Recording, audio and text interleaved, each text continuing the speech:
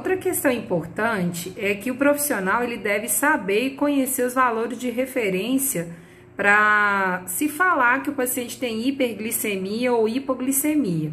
Então, além de conhecer sintomatologia, sinais e sintomas, é importante entender aí de valores de referência, de resultados de exame. Então, o que a literatura me coloca? A hiperglicemia, ela pode acontecer como um sintoma de diabetes, mas pode estar presente em outros momentos. Às vezes é um paciente num pós-operatório, por exemplo, de grande cirurgia, às vezes uma cirurgia de grande porte, às vezes passou por um trauma, um estresse traumático e que a sua glicemia pode subir.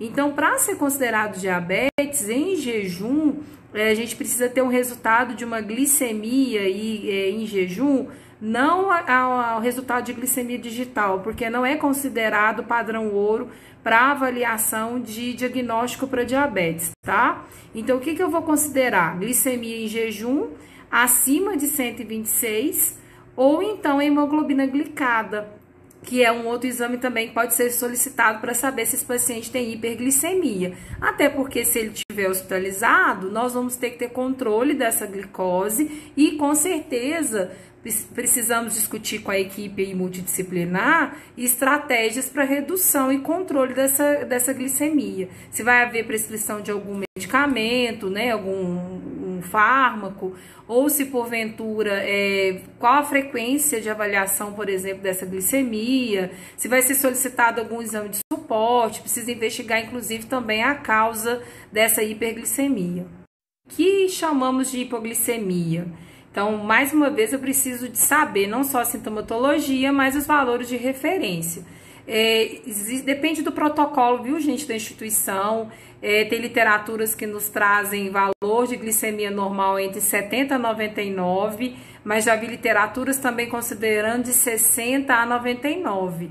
Então, atentos ao paciente, né? O paciente como um todo. Esse paciente tem um resultado, por exemplo, de uma glicemia abaixo de 70, abaixo de 60, tem sintomatologia, ele exibe esses sintomas que foram descritos aqui nos posts anteriores. Se sim, eu preciso avaliação rápida desse paciente.